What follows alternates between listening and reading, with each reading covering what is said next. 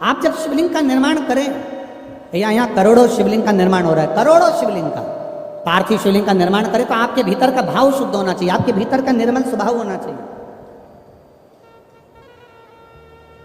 हम तो कथा सुनने वालों को भी कहते हैं कि कथा सुनते समय आपके हृदय में कपट का भाव मत आन देना, बेर का भाव मत आन देना। सती मैया कथा सुनने के लिए अगस्त ऋषि के यहाँ गई थी, कुंभज ऋषि के यहाँ गई थी, और कथा सुनते सुनते उनके मन में आ गया था, मेरे पति मुझे यहाँ कथा सुनाने के लिए लेकर आए हैं, इससे अच्छा कि मैं जलकर भस्म हो जाऊं। तो सती मैया को जलकर भस्म होना पड़ा। शिवजी के मन में कथा सुनते सुनते आ गया था कि मेरा मन करता है कि मैं राम का दर्शन करूं, तो शिवजी को राम का दर्शन हो गया। जो शिव महापुराण की कथा के पंडाल में बैठकर, पंडाल के क्षेत्र में कहीं पर भी बैठकर जो कामना करता है, देवादिदेव महादेव उसको 3 महीने के अंदर पूरा कर देता है। ये शिव तत्व। एक पत्र आए हैं, देखिए पत्र तो आज बहुत सारे आ गए, पढ़े कौन इतना महाराज।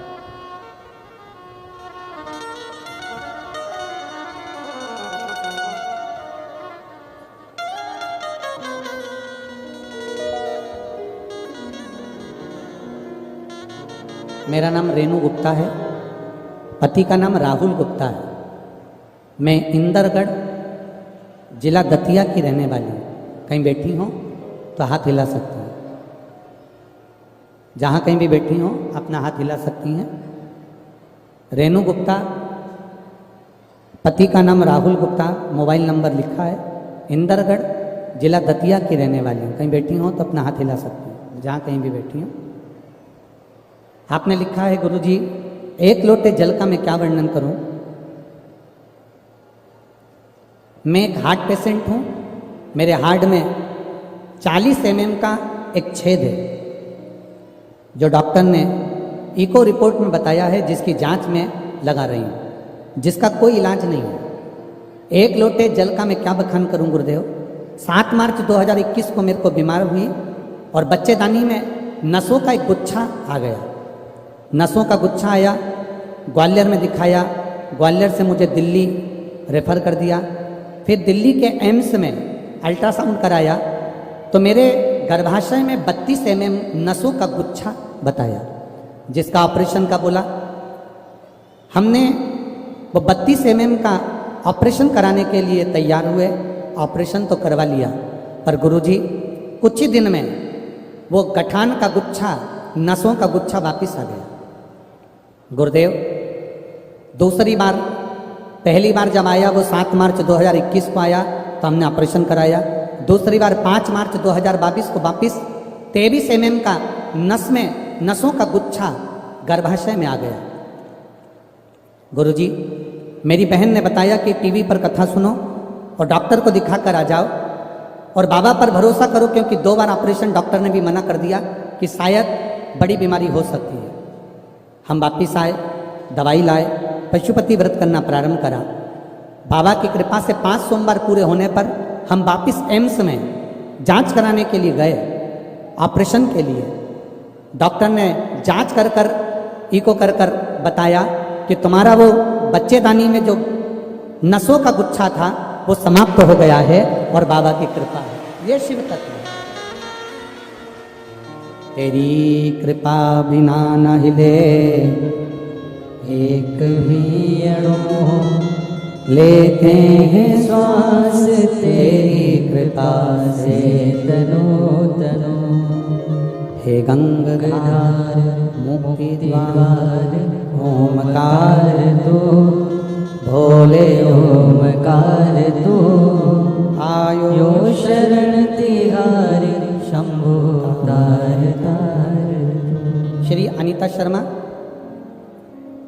Anil Sharma, Shrimati Anita Sharma, Anil Sharma, Shiv Sai Nagar city centre Gwalior. पुत्र आदित्य शर्मा, पुत्री वर्तिका शर्मा। कहीं बैठी हो तो हाथ हिला सकती हैं, कहीं बैठी हो तो हाथ हिला सकती हैं। Anita Sharma, Anil Sharma, Shiv Sai Nagar city centre Gwalior. पुत्र आदित्य शर्मा, पुत्री वर्तिका शर्मा। गुरुजी पार्थिव शिवलिंग के पूजन का मैं क्या वर्णन करूं। आपके द्वारा शिवरात्रि सावन के महीने का पार्थिव शिवलिंग का पूजन कराया गया पिछले वर्ष। वो हमने हमारे बेटे और बेटी से करवाया। हमारे बेटे और बेटी का कहीं जॉब नहीं लग रहा था, बहुत परेशान थे। उन्होंने हिम्मत छोड़ दी थी, तब पार्थिव शिवलिंग का निर्माण आपका टीवी के माध्यम से ऑनलाइन किया। पिछली बार जो आपने अभिषेक कराया था मेरे बेटे बेटी ने करा, और बाबा से प्रार्थना कर कर चावल का जो दाना चढ़वाया था, काली मिर्ची जो चढ़वाई थी और कमलगट्टा जो चढ़वाया था, बाबा से प्रार्थना कर कर चढ़ाकर एक चावल का दाना और एक बेलपत्री हमने रख लिया। बाबा से प्रार्थना करी अगले वर्ष जब टीवी पर अभिषेक हो तब तक मेरे बेटे बेटी का सरकारी जॉब लग जाए। बाबा का हम क्या वर्णन करें गुरुदेव, हम तो नहीं जानते कि बाबा में ऐसा क्या है, पर एक लोटे जल में कुछ तो है गुरुदेव। एक वर्ष भी पूरा नहीं हुआ, मेरे बेटे का केंद्र सरकार के ग्रुप बी राजपत्रित अधिकारी के पद पर मेरे बेटे का हो गया, और मेरी बेटी का एमबीबीएस में परीक्षा में सफलता प्राप्त हो गई। हम यहाँ बाबा को नमन करने के लिए आए हैं। यह शिव तत्व ओ घड़ी है। बोल बम का नारा है, शिव की भक्ति का एक अनूठा तत्व है। खाली न जाता कोई, बहुत बढ़िया, हाँ बोलिए। खाली दर से तुम्हारे मैं भी खड़ा हूँ नन्ही बाहें अपने हृदय लगा लो गिरा जा रहा हूँ उठा लो भोले अपने दर से अब तो न टालो गिरी जा रही हो उठा लो। पार्वती जी ने पार्थिव शिवलिंग का पूजन किया, आराधना, श्रृंगार किया, कृपा हुई, भोलेनाथ जी प्रकट हो गए। शिव जी ने प्रकट होकर पार्वती जी से कहा, पार्वती मांगो तुम्हें क्या चाहिए।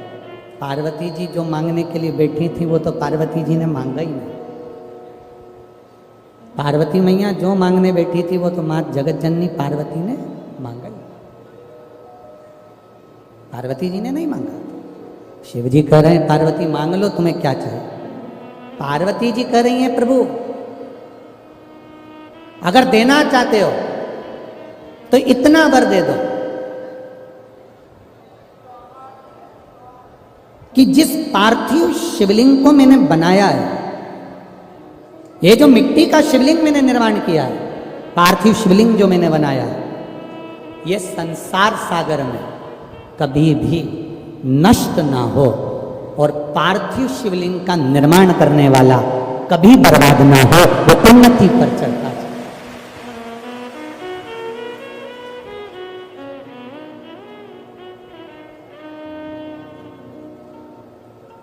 अच्छा, एक सरल भाषा में आप लोगों से कहें, परम पूज्य शास्त्री जी दद्दा जी महाराज, परम पूज्य शास्त्री जी दद्दा जी महाराज, जिन्होंने एक अलग जगाई थी शिवलिंग, पार्थिव शिवलिंग निर्माण, और उनके जितने शिष्य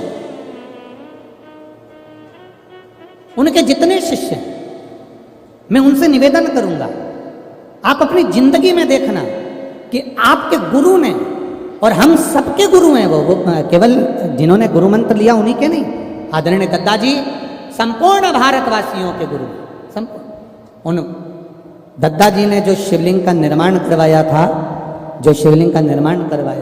और जिन ने उनके साक्षी में शिवलिंग का निर्माण करा, वो नीचे की ओर नहीं गया, वो ऊपर की ओर ही बढ़ा, ऊपर की ओर बढ़ा, उन्नति की ओर।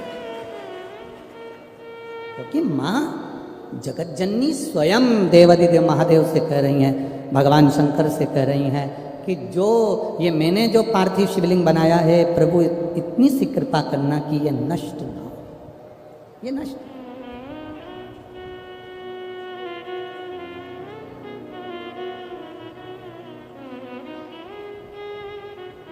जो हमने पार्थिव शिवलिंग बनाया है ये कभी नष्ट ना हो।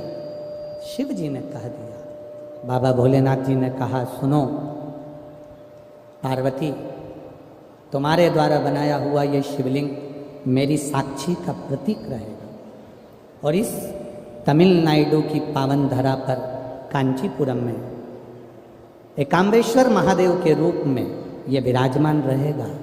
पार्वती जी बोली ये तो मिट्टी का है, टूट जाएगा। शिव जी कहते हैं इस ब्रह्मांड में जब तक इस पृथ्वी पर कहीं पर भी पार्थिव शिवलिंग का निर्माण इस भूमंडल पर देव असुर मनुष्य जो करेगा, पूरे ब्रह्मांड में पूरे पृथ्वी पर कहीं पर भी अगर पार्थिव शिवलिंग का निर्माण प्रतिदिन कहीं ना कहीं हो रहा होगा, जब तक मृत्यु लोक पर पार्थिव शिवलिंग बनता रहेगा तब तक ये शिवलिंग कभी नष्ट नहीं होगा और ये सदा बना, सदा बना। लोग कहते हैं शंकर भगवान धन दे देते हैं, लोग कहते हैं शंकर भगवान दौलत दे देते हैं, लोग कहते हैं शंकर भगवान करोड़पति बना देते हैं, लोग कहते हैं शंकर भगवान धनपति बना देते हैं। शिव महापुराण की कथा कहती है शंकर भगवान पर एक लोटा जल शिवालय में जाकर जो शिवलिंग पर चढ़ा रहा है, शंकर भगवान उसको करोड़पति बनाए का ना बनाए, शंकर भगवान उसे लखपति बनाए कि ना बनाए, शंकर भगवान उसको अरबपति बनाए कि ना बनाए, पर यह पक्का है जो शिव जी पर एक लोटा जल चढ़ाता है शंकर भगवान उसको हाथ पकड़कर अपना बना लेते हैं। जब तिजोरी उसकी हो जाती है तो माल सब आपका हो जाता है।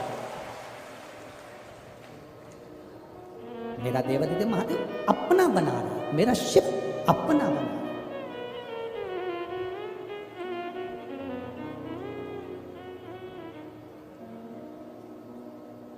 और जब देखो ये बहुत विचित्र बात है, अपना बनाना बड़ा कठिन है।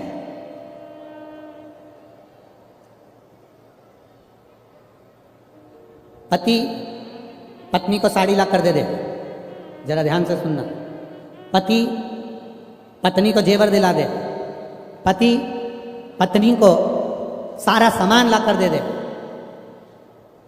पत्नी पति के लिए भोजन बना दे, पत्नी पति के कपड़े धो दे, पत्नी पति के लिए आगे बढ़ बढ़ कर काम कर दे, पति पत्नी को सामान ला कर दे रहा है, वस्तु ला कर दे रहा है, उसको जो चाहिए सब ला कर दिया, पर पति का स्वभाव सबसे अच्छा हो और पत्नी से अच्छा ना हो, या पत्नी का स्वभाव सबसे अच्छा हो और अपने पति से अच्छा ना हो, तो फिर समान की कोई मूलता है क्या? समान की कोई मूलता, समान की क्या मूलता? वाणी ऐसी बोलिए जो मन का आपा होए, पर आज के जमाने में वाणी ऐसी बोलिए जो जम के झगड़ा, पर उससे मत बोलिए जो तुमसे तगड़ा।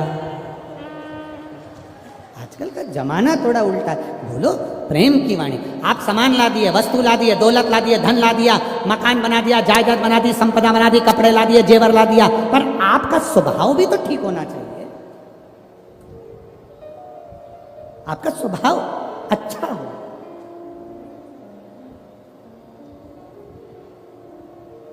तो लगे धन दौलत सब एक साइड है, पूंजी सब एक साइड, पर आपका स्वभाव एक साइड।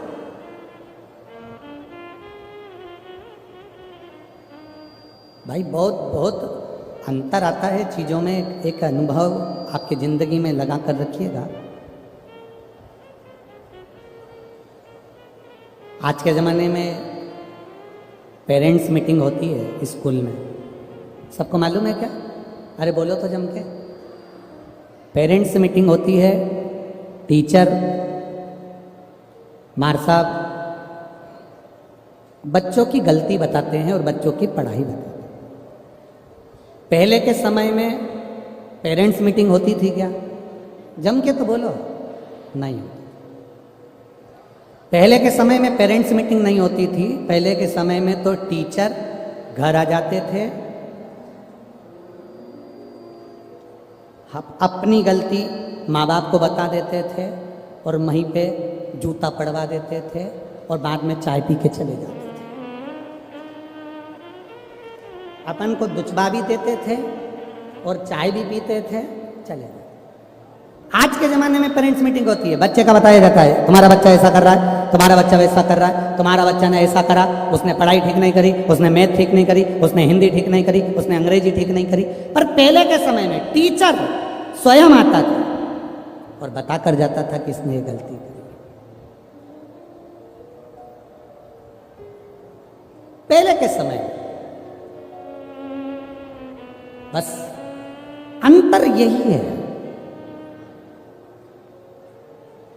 आज के गुरु में और पहले के गुरु में एक अंतर भारी है।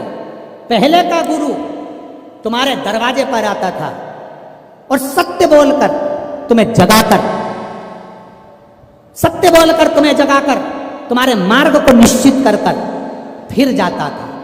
आज का गुरु अपनी जगह पर बैठा रहता है, तुम पार लगो तो ठीक, ना लगो तो ठीक, उसको कोई मतलब नहीं है। उसको तो केवल एक मतलब है कि गुरु फिरे बाजार में, हमसे दीक्षा लेओ, नरक पड़ो चाहे स्वर्ग जाओ, पर लिफाफा हम ही को दे। तुम्हारे पास में जितना मोटा माल होगा, गुरु उतनी जल्दी तुमसे मिलेगा। ये आज का गुरु है। तुम्हारे पास में जितना धन ज्यादा होगा, गुरु उतना तुमसे मिलेगा। ये आज का समय है। पर असली जो गुरु होता है, उसे तुम्हारे वैभव से, तुम्हारी सत्ता से, तुम्हारे धन से कोई मतलब नहीं होता। वो तो एक जैसा होता है, जो आया उसका है, भजन करेगा, कीर्तन करेगा, मार्ग प्रशस्त करेगा और चला जाएगा। उसका काम कितना है? बस तुम्हें जगाना, तुम्हें जागृत करना।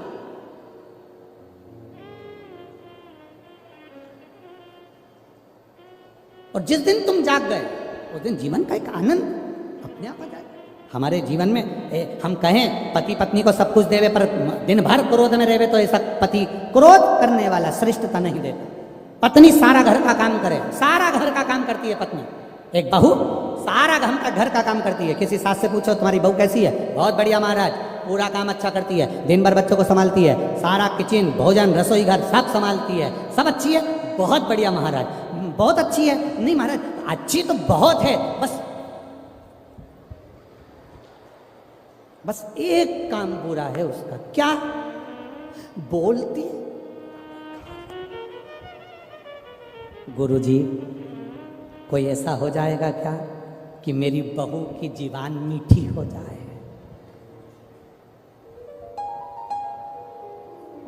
अब गुरुजी से पूछो, उनकी लुगाई की जीवान तो वैसे ठीक नहीं, कहा दूसरे की जीवान ठीक करने चाहिए। किसी गुरुजी से पूछो, जो ललाट में महादेव ने लिख कर भेजा है, जो किस्मत में ब्रह्मा जी ने लिख कर भेजा है। जन्म, मरण, परण, 3 चीजें कोई नहीं बदल सकता। वो 3 केवल एक बदल सकता है, तुम्हारे हाथ से चढ़ा हुआ महादेव को जल, वो बदल दे।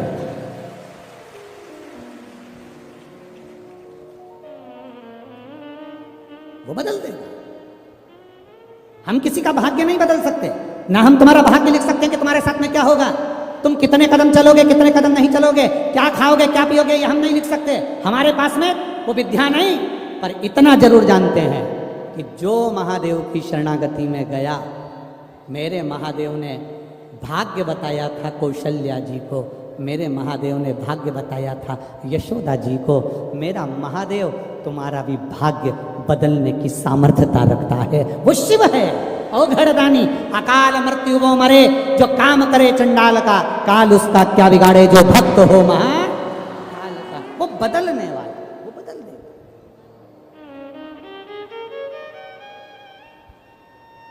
जब क्रोध आए, गुस्सा आए, थोड़ा रुको।